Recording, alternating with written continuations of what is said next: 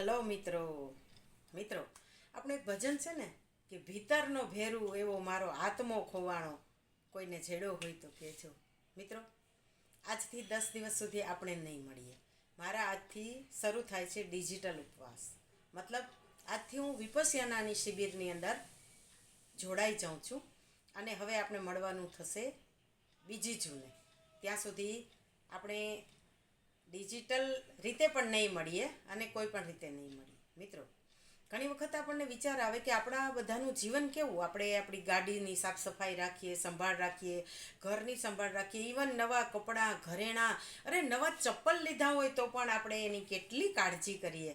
અને એક આ માનવ દેહ કે જેની અંદર આપણો આત્મા રહેવાનો છે, આટલા બધા વર્ષો સુધી આત્મા એની અંદર રહેવાનો છે, એની તો આપણે બિલકુલ કાળજી ન કરીએ.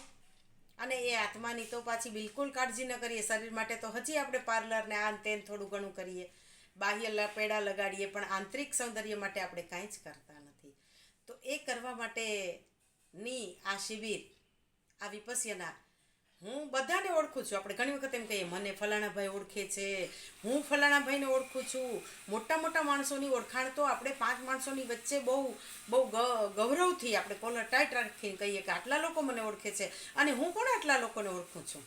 પણ ક્યારેક કોઈ મને એવો સવાલ પૂછે કે બેન, તમે તમને ઓળખો છો? નહીં.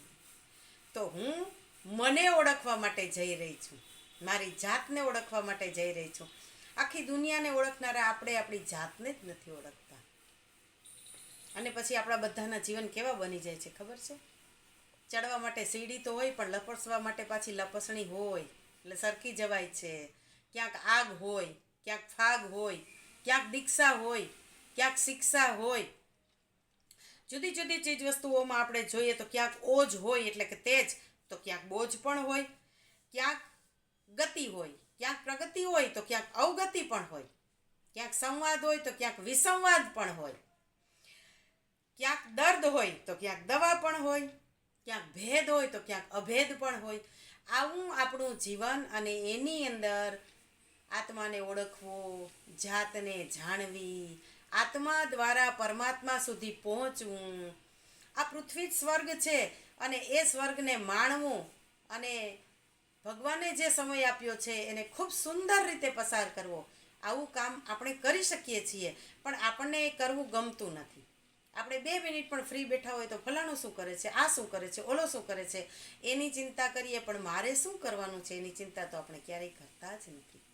ઘણીવાર આપણે કહીએ છીએ ને કે કોઈ એક સગો ન શીખવાડી શકે એટલા જીવનના પાઠ આપણને એક દગો શીખવાડી શકે. અને આમ પણ આપણા બધાના સંબંધો કેવા છે મિત્રો, કે આપણા માતા પિતા, આપણા ભાઈ ભાંડુ, પતિ પત્ની, આ જે ભગવાન તરફથી મળેલા, જે ભગવાનની ગિફ્ટ છે, એવા સંબંધો છે ને, એ સંબંધો ક્યારેય મરતા જ હોતા નથી. એ અજર અમર સંબંધો છે. પણ એ સંબંધોને મૃતપ્રાય આપણે બનાવી દઈએ છીએ. કઈ રીતે? આપણી લાલચ, આપણો ઘમંડ, આપણું અભિમાન, આપણે બીજાને નીચા દેખાડવાની આપણી એક કુવૃત્તિ, આને લીધે આપણે આ સંબંધને મૃતપ્રાય બનાવી દઈએ છીએ. ભાઈ ભાંડુનું લઈ લેવું, એને નીચા દેખાડવા, એની નિંદા કરવી, એને સમાજમાં ખરાબ ચિતરવા, એના પ્રસંગ બગાડવા, અરે એના માઠા પ્રસંગે બગાડવા, અરે મારા મા બાપ હોય તો એના માઠા પ્રસંગે બગાડવા, અને મારો ભાઈ ખરાબ કેમ દેખાય એવોય પ્રયત્ન કરવો. આવું કેટલું બધું ન કરવાનું આપણે કરીએ છીએ. અને પછી આપણામાં કહેવત છે કે 5 ઉંદર મારીને બિલીબાઈ પાટ બેસે, તો પછી એનો પ્રભાવ કેવો પડે.